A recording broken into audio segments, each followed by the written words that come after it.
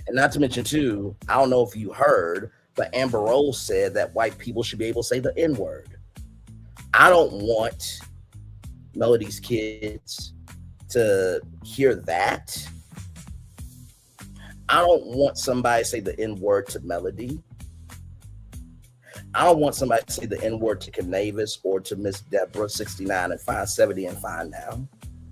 I don't want somebody to say the N-word to Sean and her daughter and her son.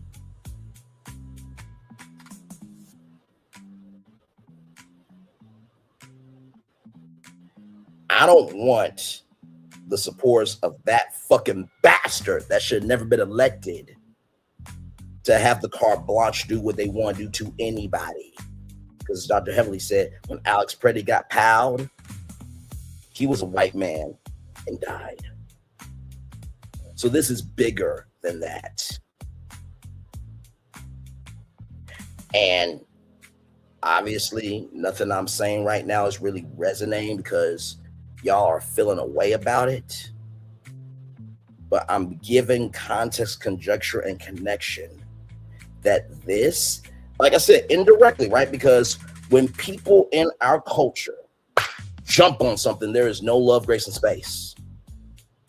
I set up the argument for over an hour before I got to this point, just to showcase the magnitude, the weight, and the gravity of that. Guess what? Melody should win. And I think it's disrespectful to have Nick Cannon say what he said when he has a partnership with Mel. Because let me go back to a statement that Melody said.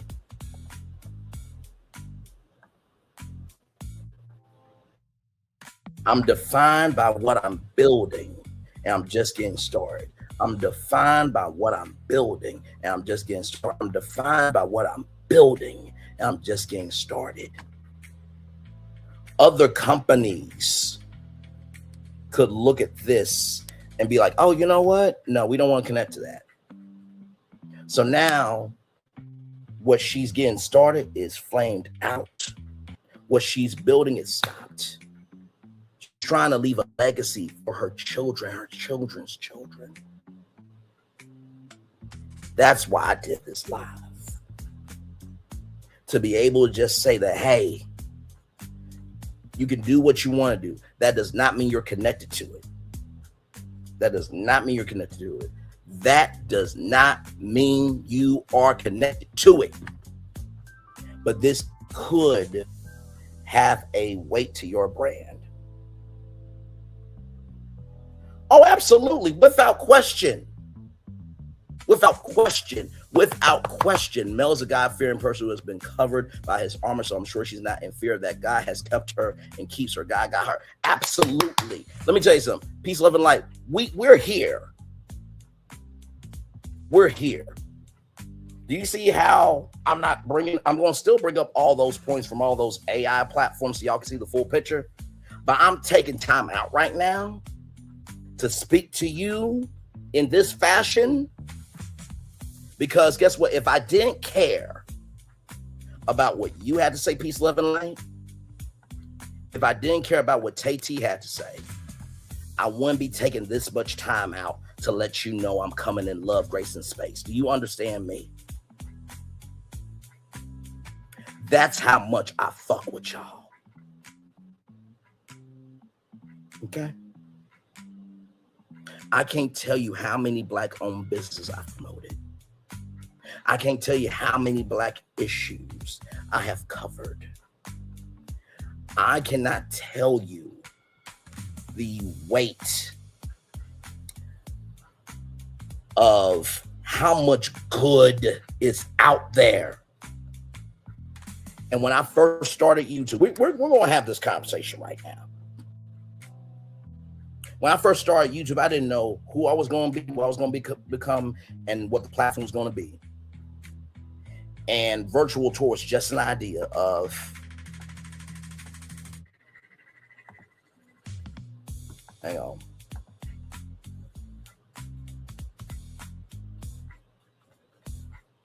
This car right here.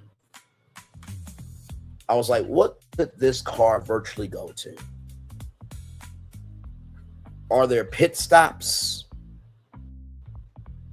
that get passed over because it doesn't look the best? Are there destinations that get the most attention because of how noisy people talk about it? But what about the silos that don't get heard? That is the foundation of this channel, this platform, and this show. My first live, I said that this is the after show for the culture of the culture by the culture. My first show, I talked about other stuff too. I've always talked about other stuff. Mel will just be fine. Mel's the blueprint at pivoting. Absolutely. Without question. I want y'all to know I'm with y'all. Hell. On top of all that, did y'all forget all the after shows I did? After modding for 8 hours, I came on this channel to do an after show for y'all because y'all deserved it. The women I have met virtually, some of the most kindest, realest, and sincere women I have met. Now, yes, I did stand up for myself, but also too, that don't mean I hate all of y'all either. You know, something that my mama and dad said to me, I'm sure your mama and dad said this to you too. I'd rather get to you before the world handles you, because when the world handles you, it doesn't give a damn ish. This is me saying to Mel, hey, Mel, I still love you. I want you to win. This could be a problem. That's all I'm doing.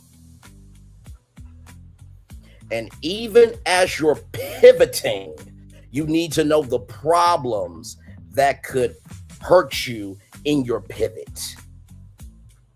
Let me say it 2 more times. Even as you are pivoting, you need to know the problems and obstacles that can hinder you from pivoting.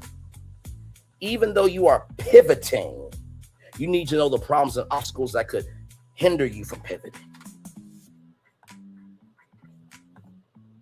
Do y'all understand me? Like I said, if I didn't care about making sure that it was clear as day, as clear as the brightest sun can shine bright and blind all our eyes, and as clear and bright as the moon can shine, that I am saying this from a love, grace, and space place, I don't know what else to tell y'all. And she does. She does. She does. I'm saying this as a help to her, not a hindrance. Y'all should know me by now, right?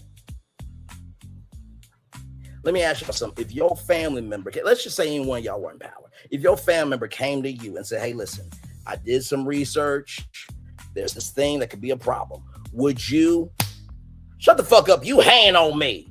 You try and tarnish my brand. You try and disparage it. You know the 3 questions that Oprah has said many times before? Who is this person? How long have they been in my life? And what's the consistency of their energy? You'd be like, okay, wait a minute. Now this is a family member. They've been in my life for this long. And what's the frequency of our engagement? If it's yes, you'll be like, okay, you know what? Let me stop. Let me breathe and let me be still for a minute. Because maybe you might be saying something that can help me. Now, that doesn't mean you're going to agree with everything. But as I said to my sister, and I will stand 10 toes down on this, when people love you, they say something. If people don't love you, they will not say anything to you. And that's when you should be worried. Okay? So are we good here? Just know I don't hate Melody. I really don't. She gave me a chance when that fucking bastard that should have been swallowed by his mother did all that hell to her. Do we not remember that? She chose me to be a mod. I was humbled by that because she had every fucking right to say, I don't want Mel. Let me flip that verse rewind back. Melka said, I don't want any men in my arms after what happened. Yeah, say that to me directly. I'm going to be real with you. No, I haven't. I'm going to be real with you. You ask me a question, I'm giving you an answer. No, I haven't. And do you know why? Because I don't know how she will take it. Because the first time I tried to do that and let her know that somebody was going to go to Melody and to say to her that I shouldn't be a mod for her anymore, I let her know that the first time. And she said, hey, listen, I don't know where this is coming from, but I need you to step down.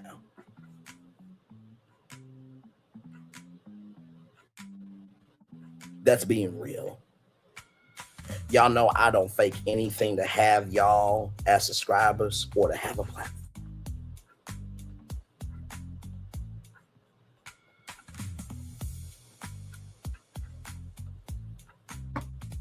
Like I said, if I didn't care about this right now, I wouldn't take this much time out to put peace in the valley.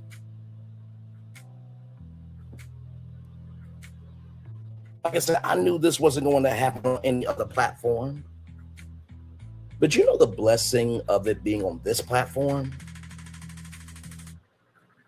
I know that Melody has a good heart. I know that Melody may not do everything right, but she's trying her best. There was a point in time where she had to log off of social media because of the other side and what they did.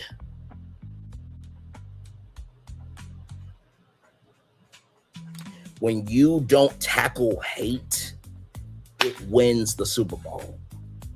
When you don't tackle hate, it wins the Super Bowl. When you don't tackle hate, hate wins the Super Bowl. It just felt like you were being a little shady. That's how I came across some of the subliminal vibes. If that's the case, I'm sorry. That was not the case at all. That was not the case at all. If anything, I was showcasing how as a culture, when people think what they think, there's none of this, right? Let's keep it a buck. And peace, love, and light. If I was really being shady, would a person that is being a little shady take this much time out, right, to discuss this? Let's keep it a buck. Because shady people will say the shade and move on. We're at 1 hour, 37 minutes, and 44 seconds to let y'all know I'm coming from this in a very media, cultural, and relational point of view. Because y'all believe in her, y'all love her, and y'all love her the long way. No, I am apologizing. I did a joke today at my job, right? It was over a cookie. I said to one friend, so you mean to tell me you a black person that don't have privileges, tell me I was being disrespectful. And then a brother who was of the Caucasian persuasion, I said, you having privilege, tell me I'm being disrespectful? He felt away. You know what I did? Hey, bro, I'm sorry. I was raised to do the right thing and say sorry. Now, do I have to say sorry? Actually, no, I don't. But my mama has always said, P may not remember what you say, but that's a lie, mama. I was about to say damn, but that's a lie. Because as we can clearly see. But to my mom's point, from Dr. Maya Angelou from Sampson, Arkansas, P may not remember what you say, may not remember what you do, but they'll always remember how you make them feel. I am apologizing because not only is it the right thing to do, for one. Number two, I always have said this, actions are how people know you, and how you carry yourself is how people will remember you. But third of all, if you're going to say something, make sure it has the context, conjecture, and connection, that it has a weight of purposeful understanding that you're trying to come from a good place. Because let's be real, Peace, Love, and Light. How many other content creators on YouTube and on social media do you know that they will say shady shit and they will not spend this much time to talk about and strain things out? Let me know. Because I'm still going to go over my points with the AI platforms. I might have to push my other live to 9 o'clock. Just to make sure that this space right here is good.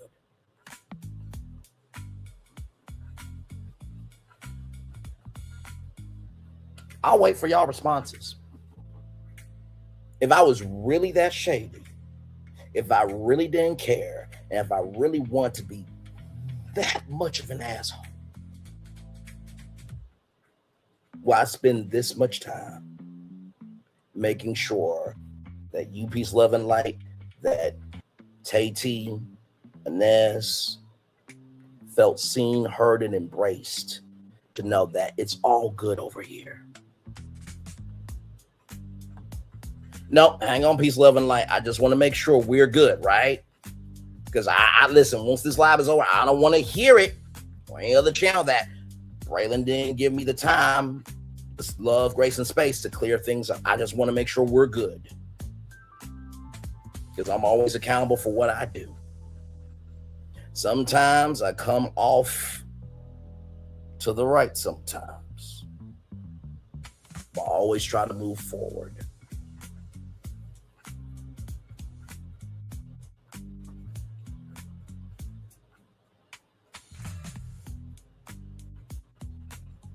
And believe me, can I let you know something else? Do you know who would have enjoyed this happening? AL. So we're not going to say that part out loud. We're not going to say that part out loud. We're not going to say that part out loud. Because if this was happening to Melody, AL would not be taking this much time, energy, and commitment to strain things out. He would not. And we all know that. I'll wait. I'll wait. I'll wait.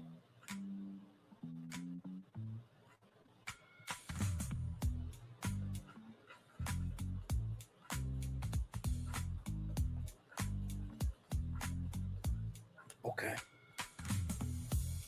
I just want to make sure, are we all good here? Because I want to make sure our minds, hearts, and souls are clear that Braylon Lee is not going against Melody here with this live. He's not trying to tarnish 7th Avenue Beauty. He's not trying to destroy the legacy. All he's saying is, hey, listen. There could be a potential problem over here. Not saying it's a problem, but that it could be. Can we all agree on that? Because like I said, if I didn't care, I would not take this much time out. Let's keep it a buck. Because I think y'all know me by now from my tours. Because usually on my tours, I say what I say in relation to the context, conjecture, and connection of the destination roadmap, and then I move on. But I understand that this destination, it carries weight, it carries a different strength, it carries a different miles per hour. Because I recognize that, because I see that, because I feel that, I'm doing what needs to be done and making sure that we're good here.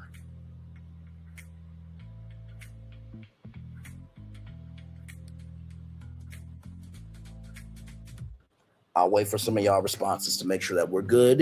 And then I'm going to move to my points from the 3 AI platforms. And then I'm going to do the Daily Boulevard, get my final thoughts, and then we're out.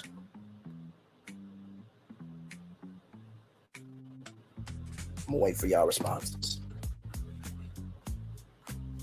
Because I want to make sure that we're good.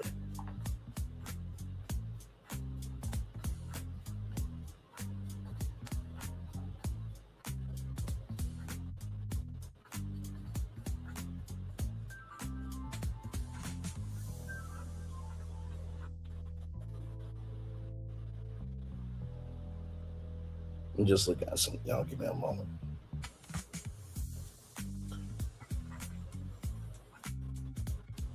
Like I said, I just want to make sure we're good before we continue.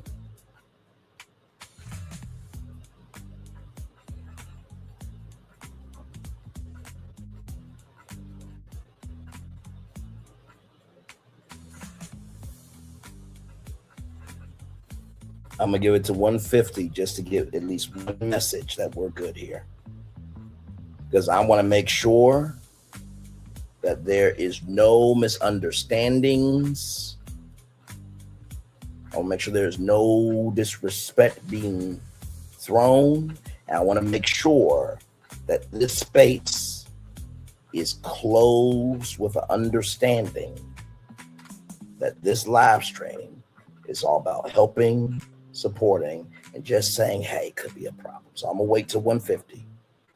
If nobody says anything to 150, then I'm gonna move on to my points from the AI platforms.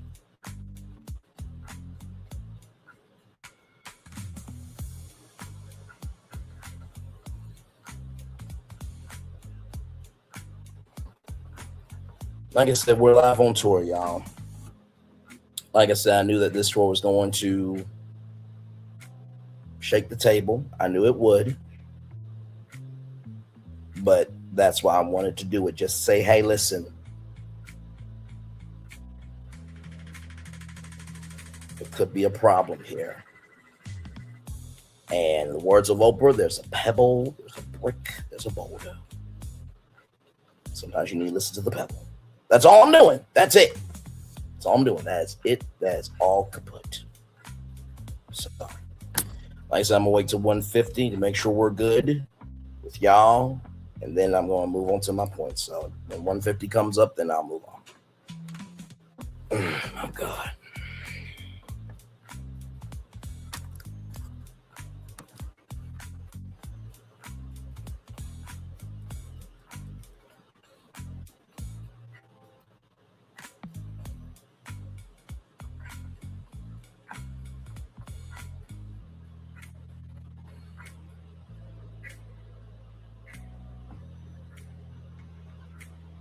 Like I said, I'm waiting till 150 to make sure that we're good here in the live chat. So just making sure we're good.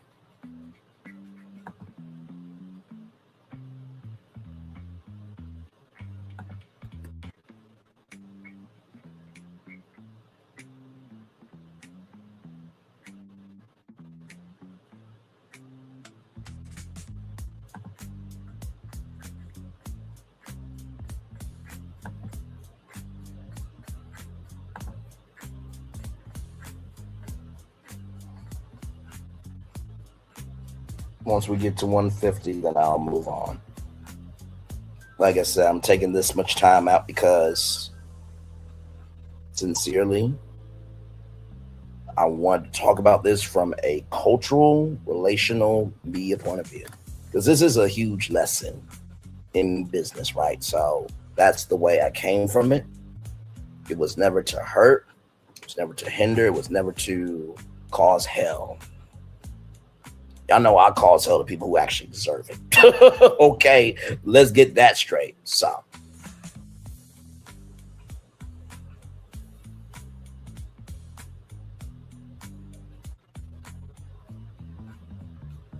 two more minutes and then I'm gonna move on. So I just want to make sure we're good in the live chat with my intentions.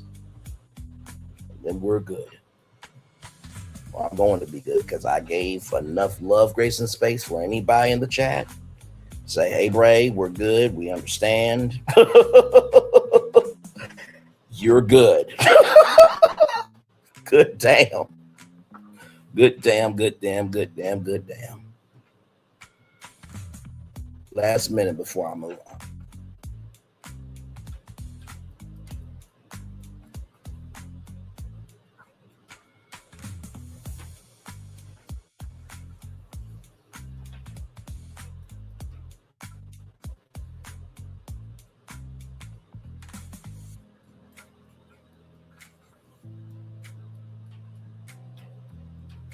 Twenty more seconds.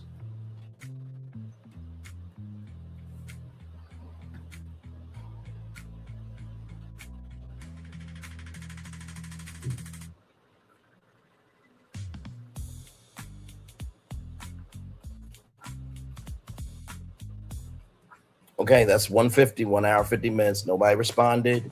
So I'm going to assume that we're good. Okay, so I'm gonna go back to my points here.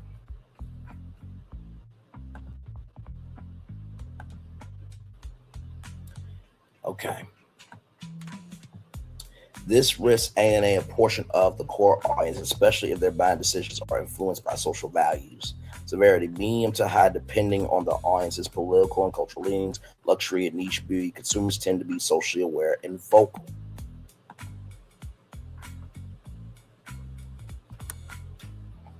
Social impact, right?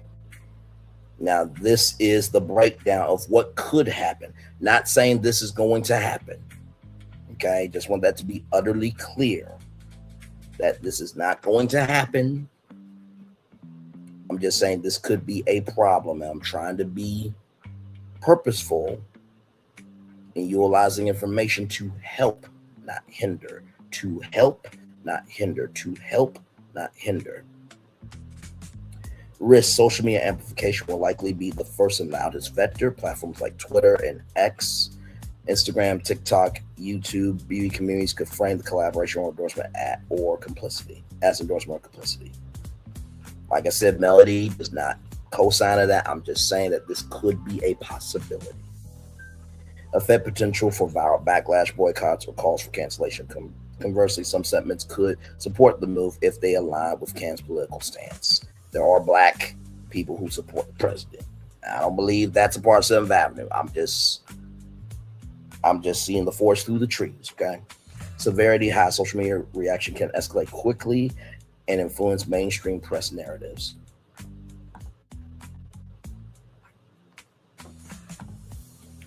Risk, cultural impact risk. Nick Cannon's comments are tied to racially and politically charged topics. Cultural gatekeepers in media, entertainment, beauty, journalism may critique or question the brand's ethical positioning. Effect could create tension within the African-American community. Other minority groups or socially progressive beauty communities who may for the collaboration conflicts with principles of equity and anti-racism. Severity, medium to high cultural perception matters a lot in beauty, where alignment with social values strengthens loyalty. Economic impact. Risk, directly collaborating may affect sales. Negative perception could lead to reduced purchases from existing local customers, lost potential partnerships with retailers or influencers, media coverage that harms market positioning. On the flip side, Cannon has a strong fan base that could boost short-term sales among support segments. Severity, medium, long-term economic damage depends on whether the backlash persists beyond the initial news cycle. Reputational impact. Risk, reputation could suffer from industry peers, investors, and consumers. Associations with polarizing statements often linger longer than initial sales impact. Effect could hinder future collaborations, celebrity endorsements, or high-profile product launches. Also, investors or board members may scrutinize decision-making around partnerships. Severity, high reputational damage is often more lasting than short-term financial effects. Mitigating factors. Excuse me. Clarification, Melody Cherie Rogers, 7th Avenue Beauty could issue a statement clarifying that collaboration is about the product line and not an endorsement of political views. There it is, right there. Right there. Let me go back to a comment.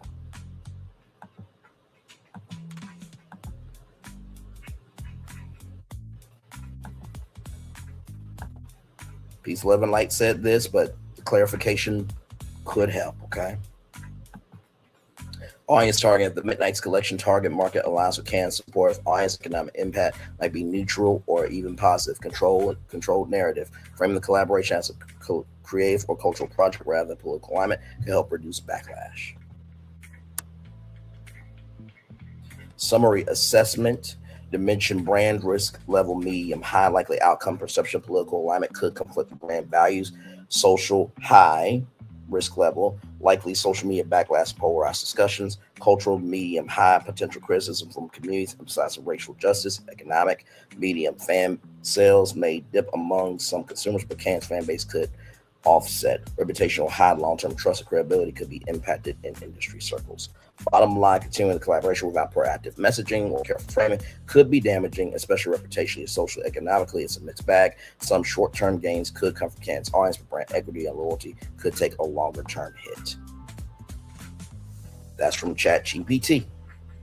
Okay. Let's move over to Google Gemini.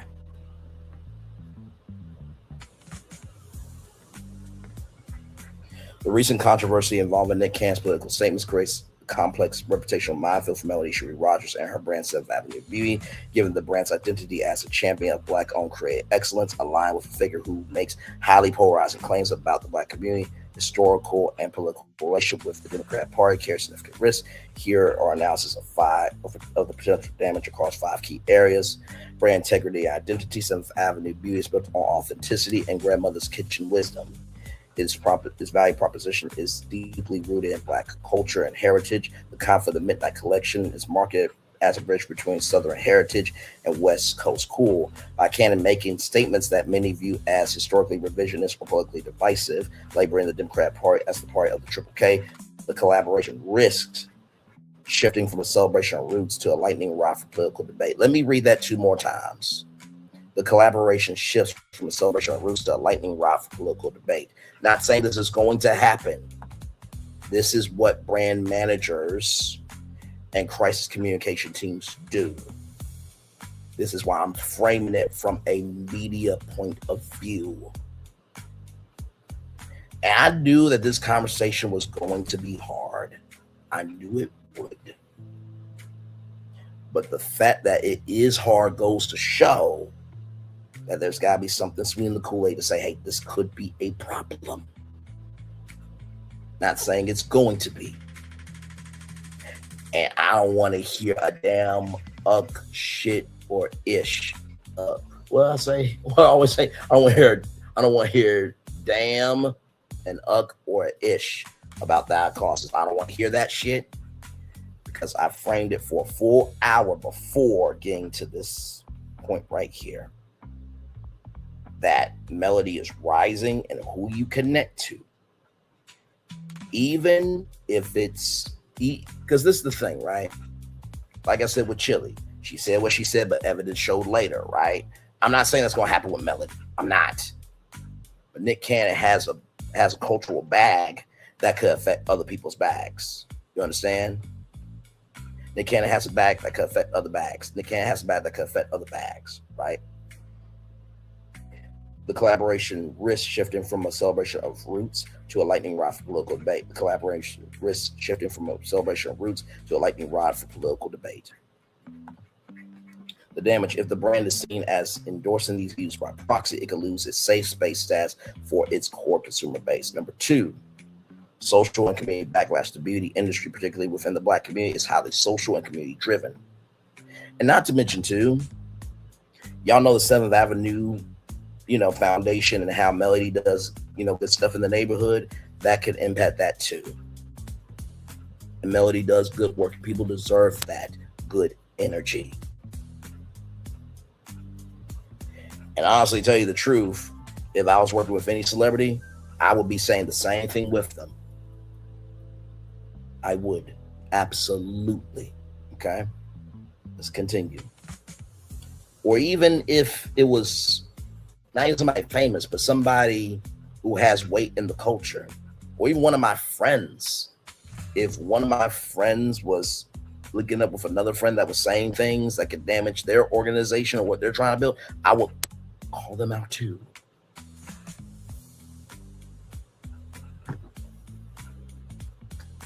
It seems like just saying, hey, it could be a problem is a problem. But hey, let's continue.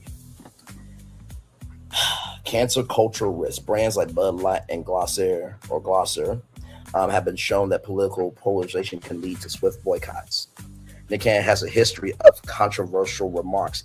Example, his 2020 anti-Semitic comments, and while he atoned, then a repeat of inflammatory rhetoric makes him a high beta partner, ones who social volatility can instantly transfer to Melody Cherie. Let me say that line 2 more times. A repeat of inflammatory rhetoric makes him a high beta partner, one whose social volatility can instantly transfer to Melody Cherie. A repeat of inflammatory rhetoric makes him a high beta partner, one whose social volatility can instantly transfer to Melody Cherie. The narrative: social media discord could pivot from Melody the mogul to Melody the enabler. Not saying that's going to happen. Okay, not saying that's going to happen. I'm just saying this could be a problem, just to be aware. That's why framing, that's why context, that's why containers matter. Forcing her to spend her PR capital defending the partnership rather than selling the products. Cultural misalignment, the target demographic, the core audience for Love and Marriage, Huntsville, and 7th Avenue B often aligns with traditional, moderate, leaning social, societal values, but it is historically sensitive to rhetoric regarding the KKK and civil rights. The KKK label, the triple K label, using heavy imagery and political context is culturally loud. If the collaboration continues without a distinct statement, the brand risks being culturally misaligned with the very people it aims to uplift. Ain't that what I said earlier? The brand risks being culturally misaligned with the very people it aims to uplift. The brand risks being culturally misaligned with the very people it tries to uplift. This is real. I am so sorry to say that to y'all. But when Nick Cannon said what he said,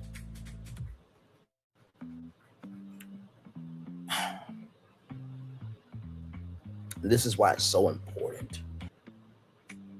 Y'all remember how Nicki Minaj said what she said, and her fans fell away quickly? Everything else fell away quickly.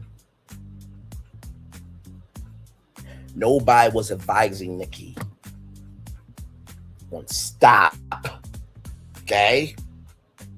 And she's just going about. Now, Melody ain't Nicki, okay? Melody got way more intelligence. She got way more of a atonement and way more of a discernment than Nicki Minaj. But that don't mean people will not jump on this, okay?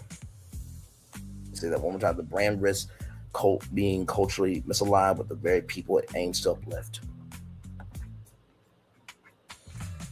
Economic impact. Direct sales research shows that 75% of consumers are willing to part ways with a brand over value conflicts. A boycott could lead to a sharp decline in sales for midnight collection, specifically potentially leading to excess inventory and lost revenue.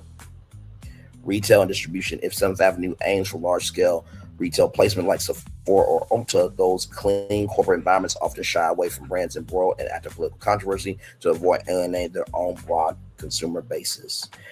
And y'all should know about this because of how every company has had to get rid of DEI.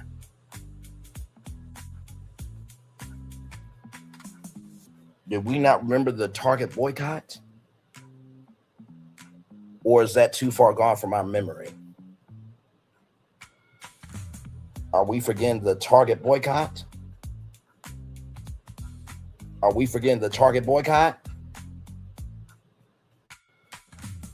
So when people were standing up for Target and saying how they don't feel seen, heard, and embraced, that mattered, right?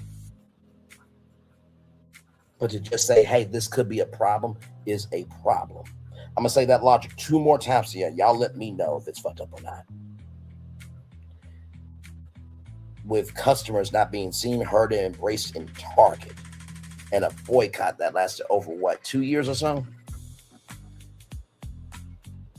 Has worked. But saying it could be a problem for somebody else and trying to help them by letting them know the pitfalls directly and indirectly is a problem.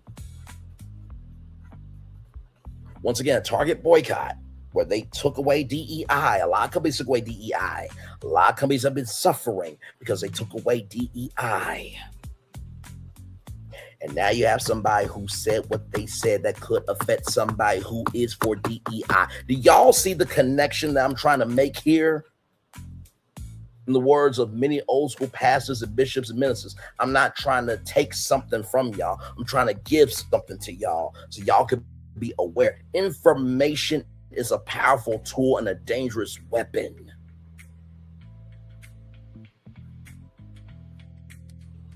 Let's keep going. 7th Avenue B aims for large-scale placement like Sephora or Ulta. Those clean corporate environments often shy away from brands embroiled in an active political controversy to avoid alienating their own broad consumer bases. Reputational longevity. Melody Cherie Rogers has successfully transitioned from a reality star to a serious entrepreneur. y'all want to get mad at me though. Y'all want to get mad at me, but y'all want to get mad at me though. The guilt by association effect. I said all this before I even read this part. In the world of high-level branding, a partner's reputation is your reputation. Let me read that 2 more times. In the world of high-level branding, a partner's reputation is your reputation. In the world of high-level branding, a partner's reputation is your reputation. Continued association with Can during a period of high political vitriol could. Let me zoom in on it.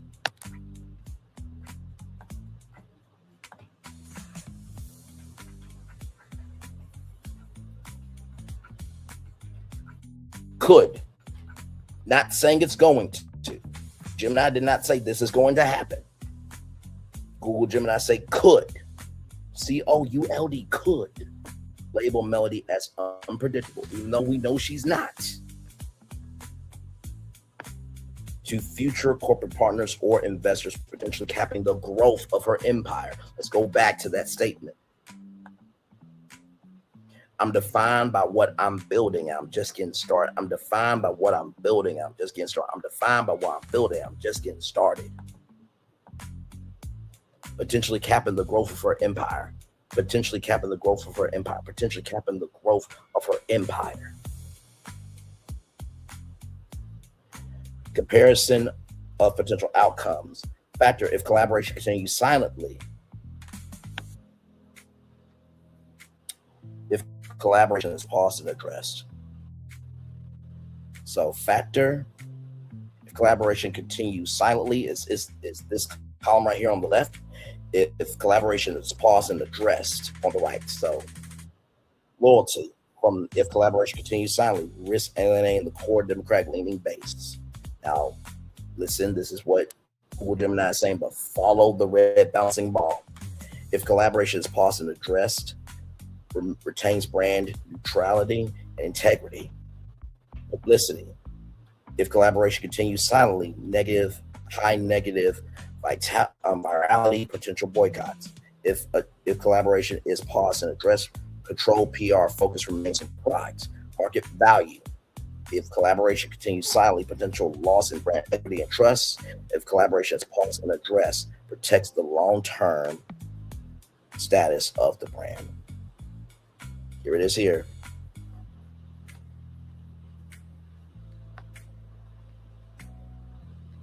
Trying to zoom out a little more. As you can see, blog posts, review sites, forum, press releases, comparative websites, social media. It is a whole circle. Online reputation management. Online reputation management. Online reputation management. Let's continue.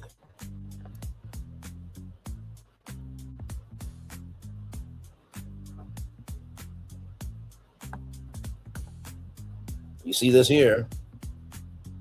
Nick Cannon fired after controversial comments. Got fired from America's Got Talent. Would you like for me? Yes, let's do that. Let's see what the statement would be.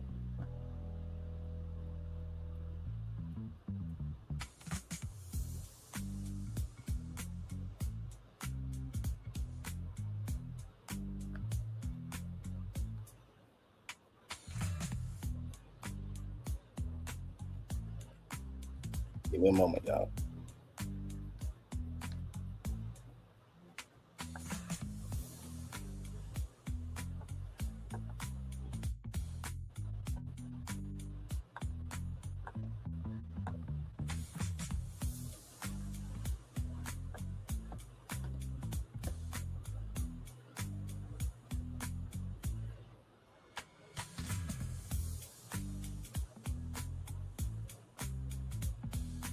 Right here. So this is, right, a potential PR draft depending on the desired level of distancing. Option 1, values first pivot, which is probably going to be the one that Melody will do. Best of Melody wants to keep the collection active, but create clear daylight between the brand's values and Nick's personal politics. For immediate release, for statement from Seventh Avenue B regarding the Midnight Collection. Huntsville, Alabama. 7th Avenue B was founded on the principles of heritage, healing, and the celebration of Black excellence. Our mission has always been to provide a space where our community feels seen, respected, and uplifted. While we value the creative synergy that birthed the Midnight Collection, it is important to clarify that 7th Avenue B remains a nonpartisan entity. The personal political views expressed by our collaborators and theirs alone do not represent the values, history, or political sense of our founder, Melody Cherie, or the 7th Avenue brand. Our focus remains steadfast, delivering premium natural skincare rooted in the wisdom of our ancestors. We are committed to fostering unity and progress within our community. Above all else, the 7th Avenue Beauty team. All right. Option 2. Empowerment Defense, direct and protective. By the way, the Melmeers are bigger than Love and Marriage Huntsville fan base, so we can just fuck that over. They can lay their roll over and take it. Okay. Official statement from Melody Cherie, founder of 7th Avenue B. I've built 7th Avenue B from the ground up to be a sanctuary for our culture. My life's work is dedicated to empowering Black women and families through entrepreneurship and authentic storytelling. I'm aware of the recent controversy surrounding my collaborator, Nick Cannon. While I reserve the right to free speech, I want to be clear. 7th Avenue B stands for truth of our history and the protection of our community's progress. We do not subscribe to rhetoric that diminishes the gravity of our shared struggle or the organizations that have historically fought for our rights. We are currently evaluating our upcoming partnership roadmap to ensure every collaboration aligns 100% with the spirit of the globe, which is about moving forward empower rather, not looking back in division. Option 3, Quiet Sunset strategic short, best for social media story or caption to address the elephant in the room without a formal press release. Note to our SAB family, we hear you, we see you rather, we hear you and we value your feedback. 7th Avenue is and will always be for the culture. The Midnight Collection was created to celebrate the intersection of Southern and West Coast roots. However, 7th Avenue B does not align with or endorse any political statements made by outside partners. Our brand belongs to you, our customers. We are committed to maintain a space that honors our history and our future. Stay glowing, stay grounded. Recommended PR strategy, the PR sandwich. If you were advising Melody, the most effective move would be release option 3, which is this option right here, the Quiet Sunset strategic / short, on Instagram or TikTok to quench the fire immediately. Quietly move the Midnight Collection to a last chance / clearance section of the website. Number 3, launch a new Melody solo product, like a new Send the Limit collection, to shift the media narrative back on her individual success as a mogul.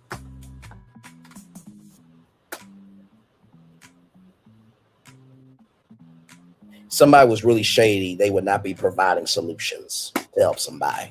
Like, for real. Let's continue. Last one. So, ChatGPT, Google Gemini. This one's from Perplexity AI. Right here. It could be meaningfully damaging, but the size of the hit depends on how publicly Melody Cherie Rogers, 7th Avenue B, stay attached to Nick Cannon after this comment cycle, because the collaboration is already tied to his name. And continued promotion can create brand association problem where customers read the partnership as an endorsement of his politics, not just his product role. Brand risk. If Melody keeps the collaboration active, if the biggest immediate risk is audience polarization. Some customers will not care, but others may see Nick Cannon's Democrats are the party of the Triple K and I up with 47 remarks as inflammatory. Then project that controversy onto 7th Avenue Beauty by association. That could weaken brand clarity and make the company look less like a beauty brand and more like a celebrity controversy platform. On social risk, on social media, the risk is amplified because controversy travels faster than product messaging. We're seeing that with Chili right now and the In Vogue tour, right? And the Salt and Pepper tour. Public reaction is already shown on the topic. public reaction has already shown the topic is generating backlash and debate, which means every brand post, tag, or repost involving the Midnight Collection could trigger comment wars, boycott language, or defensive fan behavior. Even if the majority of the customers stay neutral, the loudest voices can dominate perception. Cultural risk. Culturally, this is the most sensitive area for Melody because 7th Avenue B appears to have benefited from visibility tied to Black-owned business promotion and mainstream recognition. If the partnership is seen validating a divisive political message. If, not that is, not that is going to, not that it will, but if the partnership is seen as validating a divisive political message, some consumers may feel the brand is undermining its own community positioning. That matters more for brands built on identity, trust, and cultural resonance rather than a generic commodity product. Economic risk. Economically, the danger is not usually an instant collapse, but a conversion loss. Fewer new buyers, weaker repeat purchases among politically opposed consumers, and reduced willingness from retailers, affiliates, and sponsors to attach themselves to the brand. If backlash grows, Melody may also face higher customer service and PR costs. Plus a temporary dip in campaign efficiency because attention shifts away from the products themselves. The more premium and personality driven the brand is, the more expensive reputational friction becomes. Finally, reputational risk. Reputationally, the damage could be moderate to severe if Melody stays silent and continues the collaboration without distancing herself. Silence can be interpreted as agreement. Silence can be interpreted as agreement. Not saying Melody is agreeing to this. Let me make myself motherfucking ass clear. Melody does not agree with Nick Cannon. As we all know, the culture rather jumps on first than be still first. The culture rather jumps on first than be still first. The culture rather jumps on first than be still first. Silence can be interpreted as agreement. While a clear statement can help frame the partnership as separate from Cannon's political views, the risk is highest among consumers who expect beauty brands to stay culturally inclusive, not partisan, especially when the controversy involves race and party history. Likely outcome of realistic read is this: short-term noticeable social backlash and negative chatter, medium-term possible customer hesitation, brand illusion, long-term actual business harm depends on whether Melody responds, pauses the collaboration, or repositions it quickly. There it is. 3 different AI platforms telling you that this could be a problem. Not saying that you are a problem, not saying you agree with this problem, that it could be a problem. I'm going to go back to that statement that Melody made. I am defined by what I'm building, and I'm just getting started. I'm defined by what I'm building, I'm just getting started. I'm defined by what I'm building, I'm just getting started. Anybody who is defined by what they're building, they're just getting started, should not be in the dark about what could impact them. Let me say it 2 more times. Anybody who is building something, just getting started, should not be in the dark about what could impact them. Anybody who is building and just getting started should not be in the dark about what could impact them, their legacy, and the potential of what they can be. That's it. That's all. Complete. Let's get to the day's mover and then head out of here.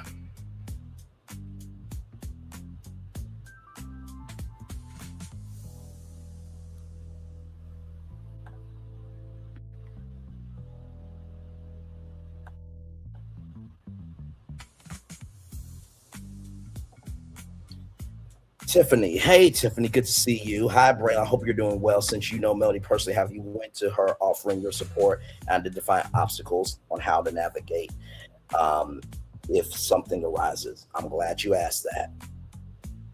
Y'all know the person Thirsty Toxicity?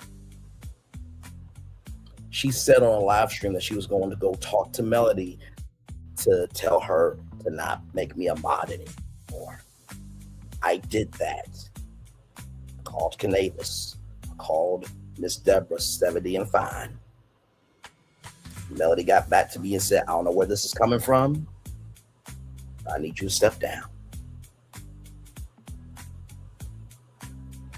I was trying to do the right thing back then.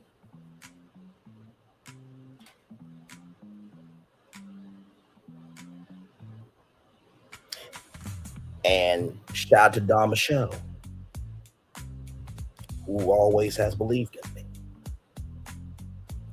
And Don Michelle, if you know what you know,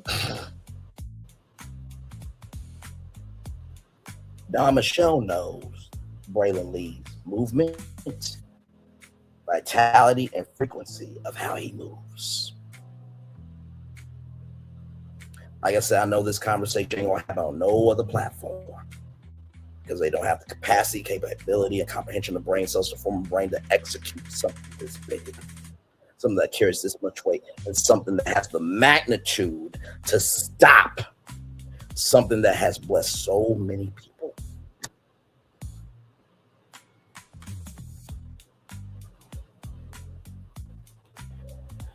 And sometimes, y'all, let's be real. My parents have said it many times before. Braylon, when we talk to you, you don't listen. But when someone else says something, you listen. So I just kind of felt that maybe if I DM'd her, I wouldn't be able to DM her all of this because this would have been too many messages going her inbox. She would have cut it off. I think of Deborah Morgan every time for Tony Braxton's Unbreak My Heart. I'ma cut it off. I'ma cut it off. I'ma cut it off. But I would have absolutely done this. I don't know if she would have been open to receiving it from me.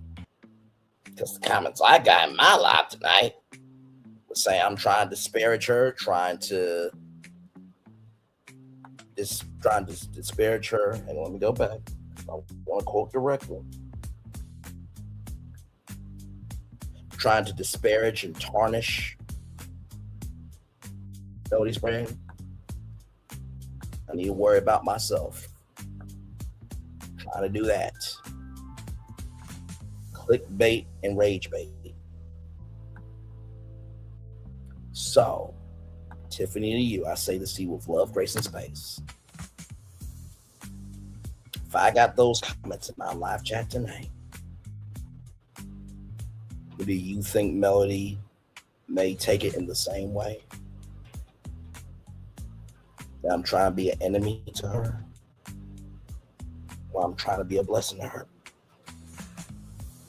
I spent about over an hour just talking to Inez Martin. Me and Inez are cool. Talking to Peace, Love, and Light.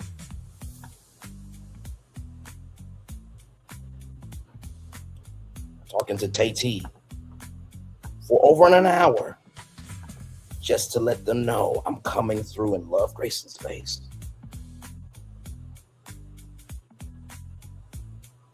Maybe I might be different as a friend because if there's something going on in the background that can hurt me, I want a friend to be this real with me too. So Tiffany, I love you. I value you and I appreciate you so much. And thank you for recognizing the totality of me and not just a moment of me. I'm gonna say that 2 more times. Thank you for recognizing the totality of me and not just a moment of me. Thank you for recognizing the totality of me and not just a moment of me.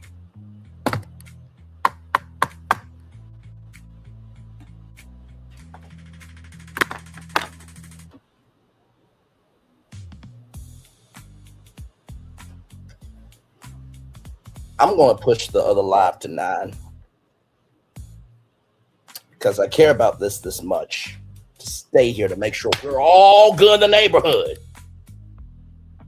That's how much I'm about having integrity, having accountability, and having responsibility about myself, about us as people, about you. Guess what? somebody who's an everyday person could be cut off from their family for supporting the president.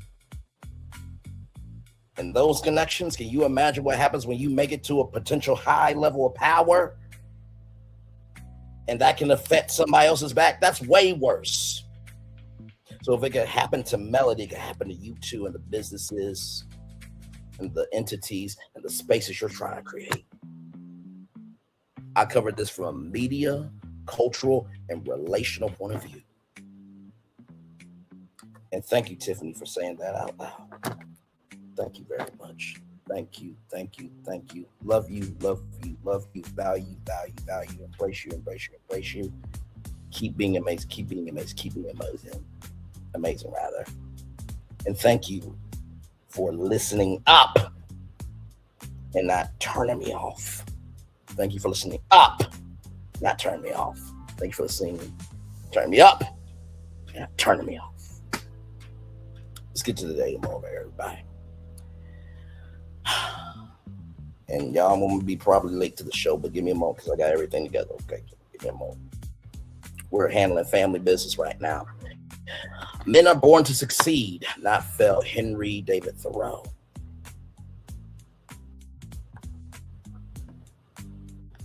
It's time for a day motivator for Wednesday, April 1st, 2026. Do something great. Go ahead, do something great. It's worth the time, it's worth the trouble, it's worth the risk. Figure out what's necessary, then put forth the effort. Plan the details of how you'll get it done and go to work. Take the first step, learning from what happens. Continue moving toward the goal, adjusting and innovating along the way. Make sure it's important enough to you that you keep going. Pick something challenging enough to bring out the best in you. Demonstrate yourself to others how capable, committed, persistent, and resilient you can be. Achievement is a priceless thing to experience and to observe, so give the world more of it. Each day you benefit immensely from a whole lot of people who made the choice to sacrifice to do something great. Now it's your turn to repay the favor. Ralph Morton. Let's talk about do something great. When I think about that first opening statement, first sentence rather, it's worth the risk. You want to know something? Not everything is worth the risk if there's not something that is valuable. Not everything is worth the risk if something is not valuable. Not everything is worth the risk if it's not something valuable. You know why risk scares people? Because they don't understand the roadmap to understand why the risk should matter. I'll say it 2 more times. People don't go after risk because they don't understand the roadmap of why the risk matters. People don't go after risk because they don't understand the roadmap of why the risk should matter. Second thing, take the first step and learn from what happens. This right here was a major first step. Sad thing is, probably the only step of this conversation being talked about in this fashion. All I want you to do is when this stream is done, watch the whole thing for yourself and tell me if you learned anything out of it. Leave your comments below. I promise you, I'll read them. I'll respond. I do respond. Also, too, let's recognize that this live stream, this show, and this tour tonight was all about showcasing what a problem could be and bringing solutions so we can learn how to move forward so we can keep having a solution like 7th Avenue Beauty and Melody Cherie Rogers.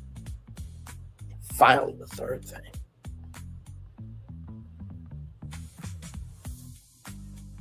Demonstrate to yourself and to others how capable, committed, and persistent and resilient you can be. Demonstrate to yourself and to others how capable, committed, persistent, and resilient you can be. Demonstrate to yourself and to others how capable, committed, persistent, and resilient you can be. If you want to make it to the finish line, go by yourself. But if you want to win marathons, you win together. If you want to get to the finish line, get to the finish line by yourself. But if you want to win marathons, you got to win with people. If you want to get to the finish line by yourself, you want to get to the finish line, rather, go by yourself. But if you want to win marathons, you got to go with people. Give me one moment.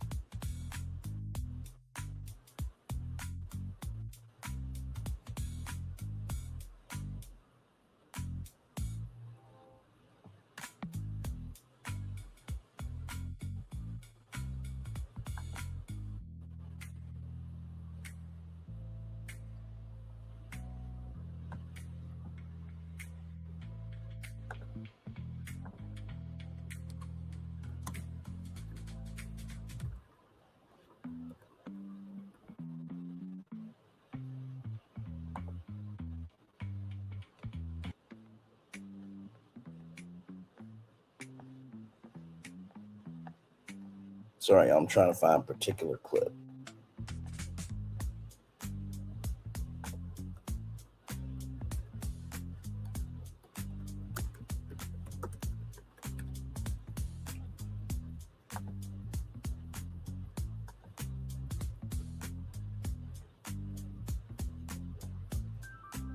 Where is it? I know. Give me a moment, y'all. I'm trying to find it.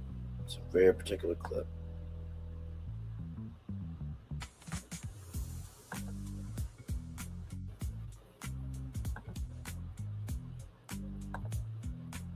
This is it right here.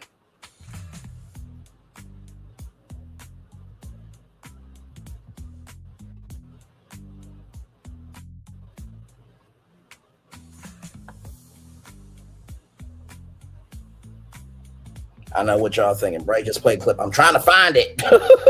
I'm trying to end this thing on a good note, y'all. Okay.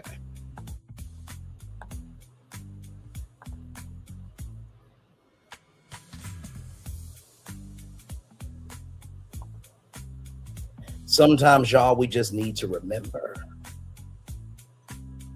who we are, how far we've come, and how much more there is.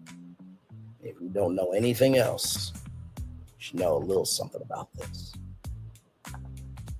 Hey, Queen, girl, you have done it again. You have made it through another day, despite all the challenges that come your way on a regular basis. And you look good doing it too.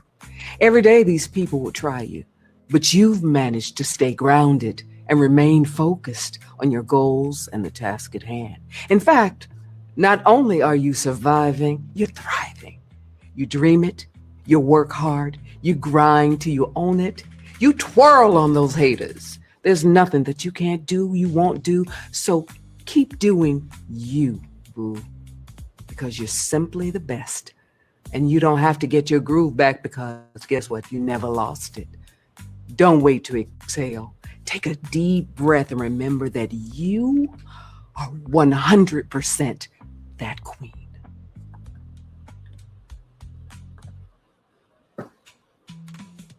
There's nothing else to say. Thank you, Angela Bassett. Love you. Keep being amazing. Until and she is a damn legend for sure. With that being said, everybody, it's time for the best outro on YouTube. Know what you do and do what you know. Never say you want one special, because you are always one of us. And trust, you may not be where you want to be, but by the end of it, you'll be where you need to be. Do what you've been chosen to do. Why it's one thing to call yourself, it's another thing to be chosen. One love, much love, all love. I have spent time with you. You have spent time with me. And hopefully by spending time together, rise to be great together. And always remember, we're doing radio, television, YouTube, living your best life. We're just trying to say, hey, listen. I know that sometimes families don't get along all the time. But one thing families should always agree upon is that we give love, so that way they can be loved. Make sure the replay is not just ready for you to watch it, not just ready for you to listen to it. But if you want to say again, I love you, I value you, I embrace you. Always remember, I want to see love, you gotta give it. I want to see love, you gotta give it. I want to see love, you gotta give it. Whatever obstacles you've overcome, where successes you have achieved upon this particular day, I'm extremely proud of you.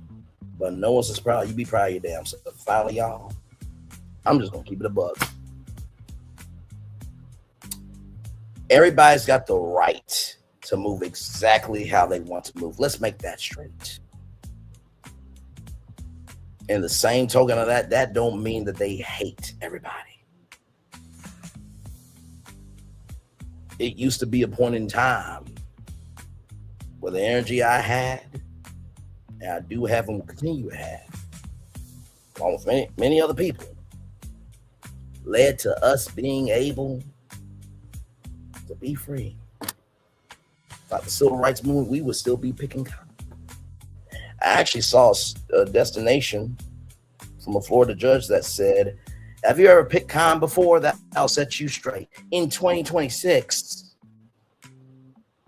we have to get to the point that we can love who we love, and we should be able to without repercussions, reprimand, or being casted as a toss away, as a forgotten, as a undesirable.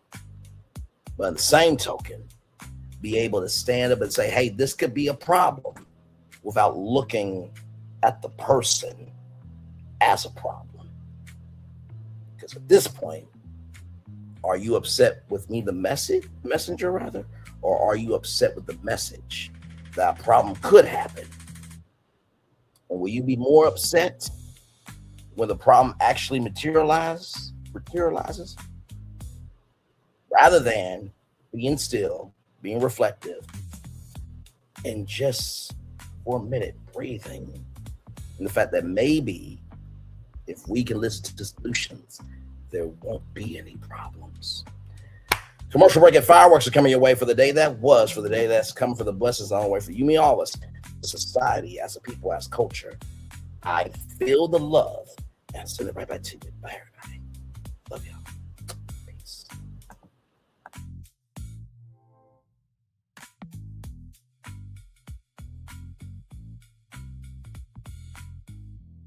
I thought I should tell you, they've been talking about you. Yeah, they've been talking about you. They've been talking about the fact that they've done everything they could to stop you and everything they could to block you, but you still win. They've been talking about the fact that they have undermined your success and they have tried to sabotage your seasons, but you keep winning. They've been talking about the fact that even though they don't like each other, they get together to try to kill you, but you keep winning. They've been talking about the fact that you were voted least likely to succeed, but like cream, you keep rising to the top. They've been talking about how they tried to burn your world down, but like the phoenix, you rose from the ashes. They've been talking about you. And you know what they say? Oh, she's just lucky. He's just lucky. But no, you ain't lucky. You're anointed. You got something on you. You got favor on you. You got power on you. You were born to win. Now, they can call it luck, but it's grace. They can call it luck, but it's favor. But whatever they call it, it doesn't matter, because you know what God calls you? Do you know what God calls you? A winner. I thought I should tell you, they've been talking about you. Yeah, they've been talking about you. They've been talking about the fact that they've done everything they could to stop you and everything they could to block you, but you still win. They've been talking about the fact that they have undermined your success and they have tried to sabotage your seasons, but you keep winning. They've been talking about the fact that even though they don't like each other, they get together to try to kill you, but you keep winning. They've been talking about the fact that you were voted least likely to succeed, but like cream, you keep rising to the top. They've been talking about how they tried to burn your world down, but like the phoenix, you rose from the ashes. They've been talking about you. And you know what they say? Oh, she's just lucky. He's just lucky. But no, you ain't lucky. You're anointed. You got something on you. You got favor on you. You got power on you. You were born to win. Now, they can call it luck, but it's grace. They can call it luck, but it's favor. But whatever they call it, it doesn't matter, because you know what God calls you? Do you know what God calls you? A winner. I thought I should tell you, they've been talking about you. Yeah, they've been talking about you. They've been talking about the fact that they've done everything they could to stop you and everything they could to block you, but you still win. They've been talking about the fact that they have undermined your success and they have tried to sabotage your seasons, but you keep winning. They've been talking about the fact that even though they don't like each other, they get together to try to kill you, but you keep winning. They've been talking about the fact that you were voted least likely to succeed, but like cream, you keep rising to the top. They've been talking about how they tried to burn your world down, but like the phoenix, you rose from the ashes. They've been talking about you. And you know what they say? Oh, she's just lucky. He's just lucky. But no, you ain't lucky. You're anointed.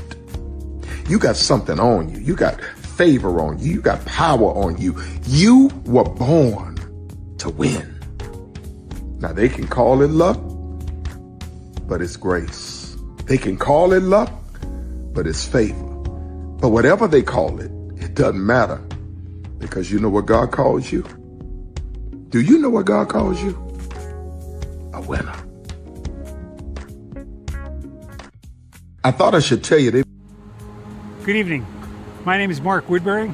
I'm the chairman and CEO of Universal Destinations and Experiences. Well, we're finally here. Tomorrow we begin a new chapter at Universal Orlando Resort as we open Epic Universe. We built this place for you. I want to thank you, our fans, for your love of our stories, characters, and immersive experiences that inspired this incredible place. Epic Universe represents over 8 years of meticulous planning, immense creativity, and innovation, combined with unmatched craftsmanship and operational excellence on the part of thousands of people who have brought to life the stories and characters that live beyond each of Epic's portals. But it represents so much more. Your love of Universal and the deep connections we've shared together here in Orlando over the past 30 years inspired us to dream bigger and to push the boundaries to create something extraordinary for you and for generations of fans and families to come. And tomorrow, as we open Epic Universe, I can't wait for you to experience this place for yourself. Now it's your turn to step inside, to lose yourself, and to share this place with the ones you love most. As we open this park, we hope your world becomes a little more epic. Tomorrow, epic universe becomes yours.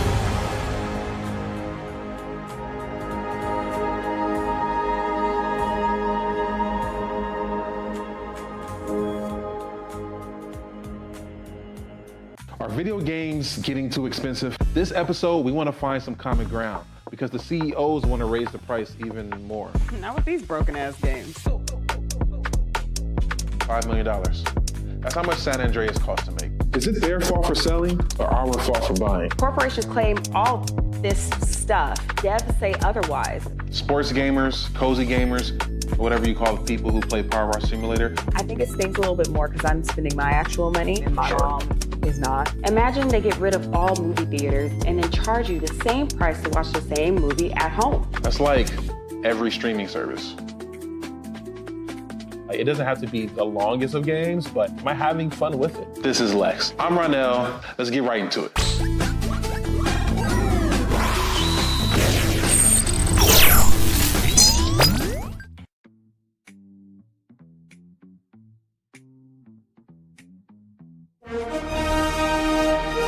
Prepare for a journey beyond imagination,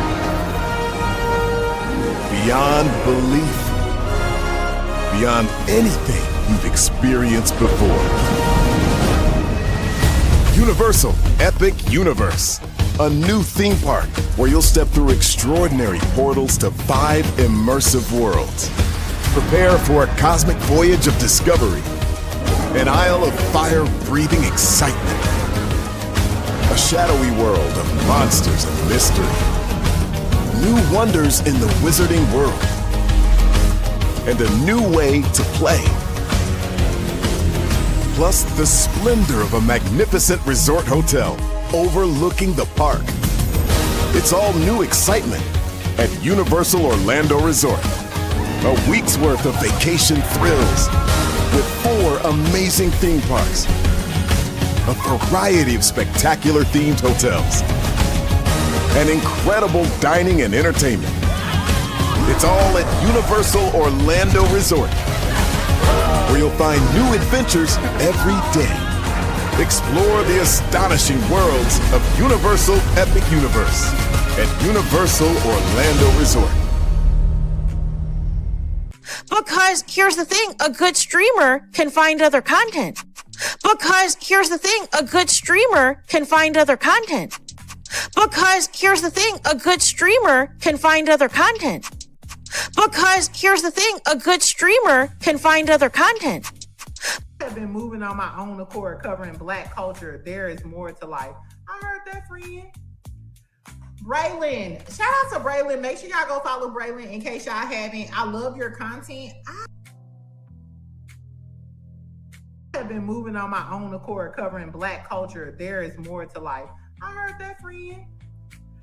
Braylon, shout out to Braylon. Make sure y'all go follow Braylon in case y'all haven't. I love your content. I have been moving on my own accord, covering Black culture. There is more to life. I heard that, friend. Braylon, shout out to Braylon. Make sure y'all go follow Braylon in case y'all haven't. I love your content. Child, Braylon been over there doing his thing, minding his GD business, staying out of trouble, trying to get the folks some positive stuff to talk about. Besides lying all the damn time. Child, Braylon been over there doing his thing, minding his GD business, staying out of trouble, trying to get the folks some positive stuff to talk about. Besides lying all the damn time. Child, Braylon been over there doing his thing, minding his GD business, staying out of trouble, trying to get the folks some positive stuff to talk about. Besides lying all the damn time.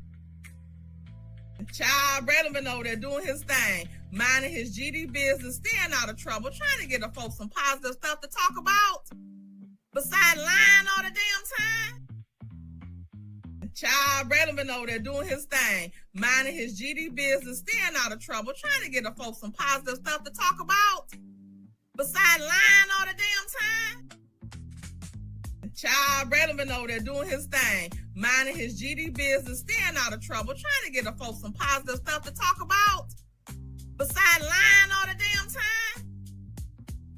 Child Braylon been over there doing his thing, minding his GD business, staying out of trouble, trying to get the folks some positive stuff to talk about. Besides lying all the damn time. Child Braylon been over there doing his thing, minding his GD business, staying out of trouble, trying to get the folks some positive stuff to talk about. Besides lying all the damn time. Child Braylon been over there doing his thing, minding his GD business, staying out of trouble, trying to get the folks some positive stuff to talk about. Besides lying all the damn time.